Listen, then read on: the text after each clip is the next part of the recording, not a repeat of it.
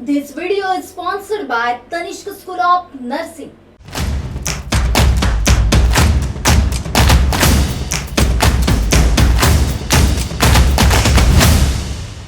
Maharashtra TV 24 के देश विदेश में मैं दिलाशा दहीवेलकर आपका स्वागत करती हूँ। कोरोना वायरस को लेकर लोगों में जागरूकता आने में काफी देर हुई और जब लोगों को समझ आया तो वे वैक्सीन से कतराने लगे। ऐसे में भारत समेत कई देशों को टीकाकरण प्रक्रिया में बड़ी मुश्किलें आई। इन सबके बीच 70 साल के एक शख्स वैक्सीन लेकर मिसाल बन गया है। दरअसल ये व्यक्ति लगभग 20 सालों से दुनिया से कटकर साइबेरियन के गुफा में रह रहा था और सिर्फ टीका लेने के लिए 2 दशक के बाद बाहर आया है। तालिबान ने अफगानिस्तान पर कब्जा कर लिया है। राष्ट्रपति अशरफ गनी देश छोड़ गए हैं और हथियारबंद लड़कों को राष्ट्रपति भवन में टहलते देखा जा सकता है। इसी साल 23 जून को यानी सिर्फ 22 दिन पहले संयुक्त राष्ट्र ने चेतावनी दी थी कि तालिबान अफगानिस्तान के 370 जिलों में से 50 पर कब्जा कर चुका है। ऑल इंडिया महिला कांग्रेस की अध्यक्ष रह चुकी सुष्मिता देव ने कांग्रेस से नाता तोड़ लिया है।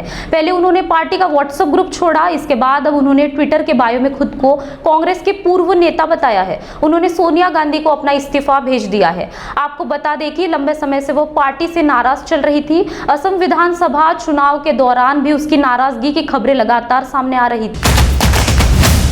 कोरोना रोधी टीके के मिश्रण को लेकर वैज्ञानिकों में अभी राय नहीं बन पाई है। हालांकि अब तक के कई अध्ययन में विभिन्न टीकों के मिश्रण के प्रभाव को काफी कारगर पाया गया है।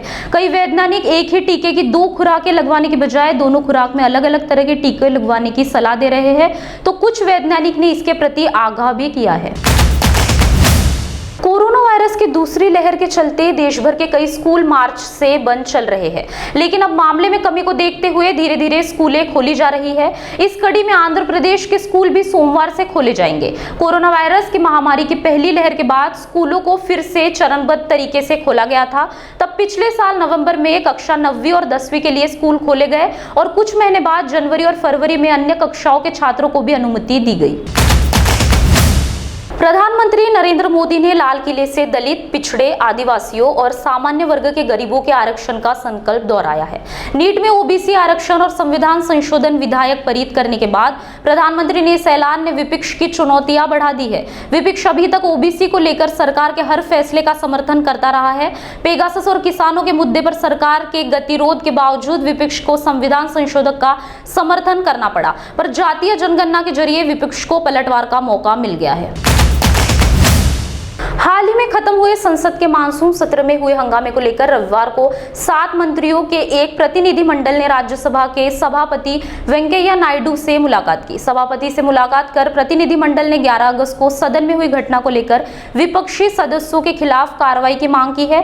प्रतिनिधिमंडल ने 11 अगस्त को सदन में हुए घटना की अभूतपूर्व चरम और हिंसक कृत्य करार दिया। देश विदेश में आज के लिए बस इतना ही। आप देखते रहिए महाराष्ट्र टीवी 24। नमस्कार।